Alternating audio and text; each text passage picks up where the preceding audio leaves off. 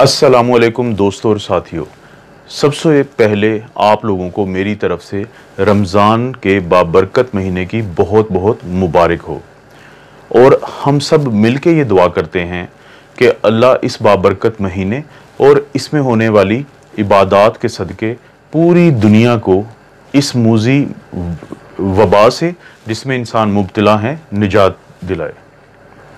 आज मैं आपसे शेयर करूंगा अपने एक पेशेंट की वो डिटेल्स जिसको कोरोना वायरस हुआ, जिसमें अलामात ज़ाहिर हुई, जिसका इलाज हुआ और उसका इलाज के बाद जो रिज़ल्ट निकला वो आपसे मैं शेयर करूंगा। आप सब लोगों को एक जनरल ये इन्फॉर्मेशन है कि डॉक्टर्स के पास जो मरीज़ की मालूमात होती हैं वो इंतहाई कॉन्फिडेंशियल होती हैं। हम लोग बाउंड होते हैं अखलाकी ज़ाब्ता से, लेकिन उस मरीज़ की इजाज़त से, क्योंकि इसमें बेहतरी का पहलू है, उस मरीज़ की पर्सनल या नाम और बाकी डिटेल्स दिए बगैर मैंने मरीज़ की इजाज़त से आप लोगों से ये इन्फॉर्मेशन शेयर कर रहा हूँ। और इस इन्फॉर्मेशन शेयर करने से पहले मैं आप लोगों को ये बता दूँ कि खुदा का शुक्र है कि इस वक्त बीमारी का ज़ोर पूरी दुनिया में टूटता जा रहा है। कोई भी बीमारी जब दुनिया में आती है तो उसका आगाज़ होता है, उसकी इंतहा होती है और फिर उसका इख्तिताम होता है। तो ये कोरोना वायरस की बीमारी भी अपने इख्तिताम की तरफ रवां दवां है और मुझे उम्मीद है इंशाल्लाह कि बहुत जल्द दुनिया इस अजाब से निकल आएगी। अब हम वापस जाते हैं मरीज़ की कहानी की तरफ। इनकी उम्र 37 या 37 साल है। ये एक मर्द हैं और इनका लाहौर से ताल्लुक़ है। 22 मार्च 2020 को जब पंजाब में लॉकडाउन हुआ तो ये उन लोगों में शामिल थे जिन्होंने इस लॉकडाउन की बिल्कुल भी परवाह नहीं की। ये मुख्तलिफ मार्केट्स में आते जाते रहे। इन्होंने कभी मास्क नहीं पहना और ना ही इन्होंने कभी साबुन से 20 सेकंड के लिए हाथ धोने का कोई तरीका अपनाया, जिसमें इनकी लॉजिक ये थी कि ये कायल थे कि ये सिर्फ बातें हैं और ऐसी कोई बीमारी का वजूद नहीं है। 27 मार्च 27 मार्च को सबसे पहले बकौल मरीज के इनकी तबीयत में बोझलपन आ गया। उस दिन सारा दिन इनकी तबीयत ऐसे थी कि किसी काम को करने को दिल नहीं कर रहा था और बहुत ज़्यादा कुछ खाने को भी दिल नहीं था। अगली सुबह जब ये उठते हैं यानी 28 मार्च को, तो इनको बुखार महसूस हुआ। जब घर में बुखार चेक किया गया तो वो 101 था। उस सारा दिन में बुखार 101 और 102 चलता रहा। इन्होंने घर में मौजूद पैनाडोल ली और कोशिश की कि ये आराम करें, लेकिन अगले 5 से 7 दिन ये बुखार 102 103 चलता रहा। और ये बुखार आम तौर पे 5 बजे शाम को शुरू होता और रात के 11-12 बजे तक या 1 बजे तक 102 103 रहता।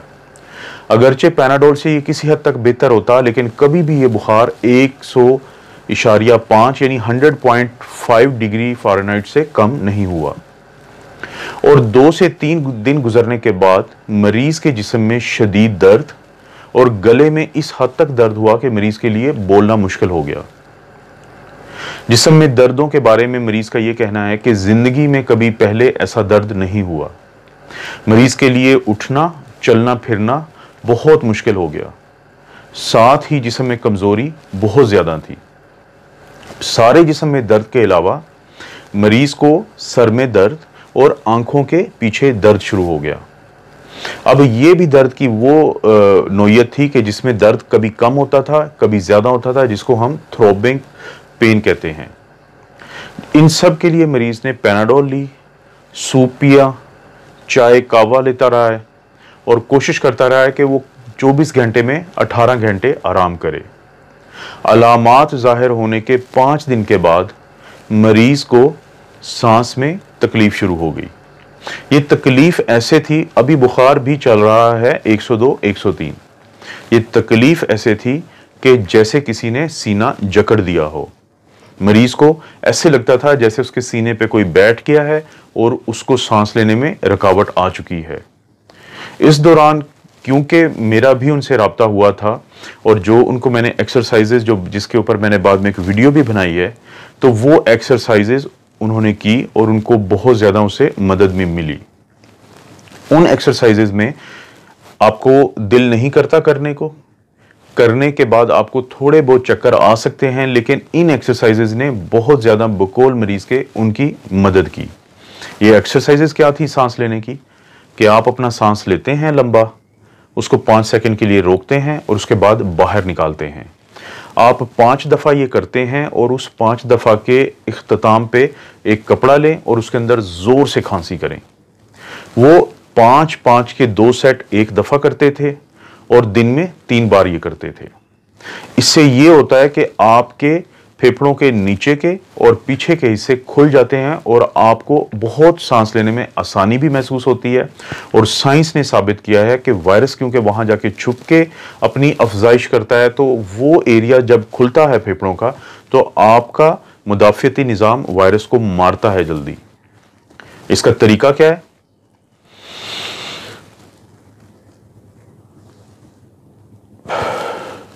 आपने सांस लिया, उसको 5 सेकंड के लिए होल्ड किया और फिर बाहर निकाला। आप ऐसे 5 दफ़ा करेंगे और उन 5 दफ़ा के इख्तिताम पे ज़ोर से कपड़े के अंदर खांसी करेंगे और कोशिश करें कि ये खांसी ऐसे करें कि किसी और को इससे मुतासिर ना हो कोई।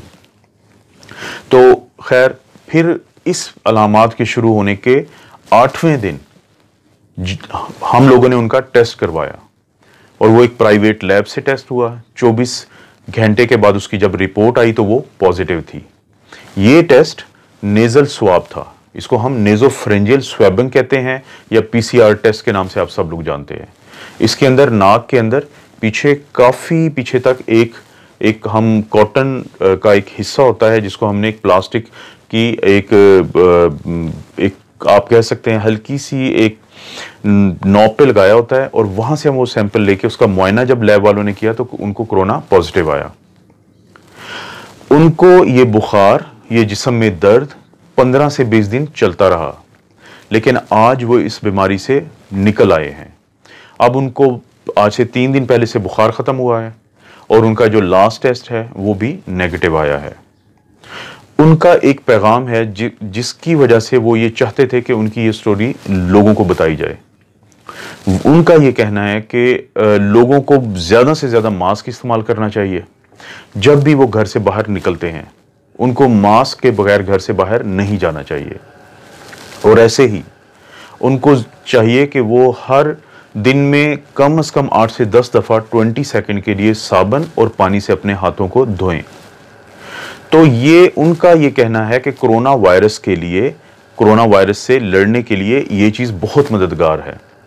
और दूसरा उनका ये पैगाम है कि आप जब परेशान होते हैं तो आपकी बीमारी ज़्यादा आपके ऊपर हमला करते हुए महसूस होती है, लेकिन जब भी उनको कुछ हौसला, हिम्मत और एक उम्मीद नज़र आई तो उन्होंने हमेशा बेहतर महसूस किया।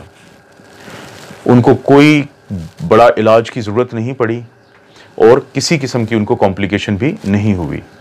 ना वो हॉस्पिटल उनको जाना पड़ा, ना उनको ऑक्सीजन देनी पड़ी।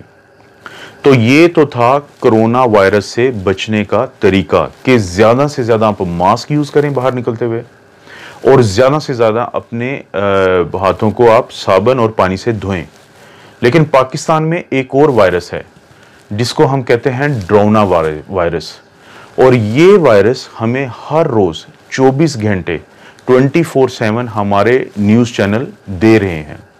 तो ड्रोना वायरस से बचने के लिए आपको अपने टीवी के रिमोट पे ये जो रेड बटन है, ये आप गौर से देखें, इसको याद रखना है। जब भी आपके ऊपर ड्रोना वायरस हमलावर हो तो आपने इसको प्रेस करना है और वो ड्रोना वायरस जहां से आ रहा होगा जिस न्यूज़ चैनल से, वो स्विच ऑफ हो जाएगा।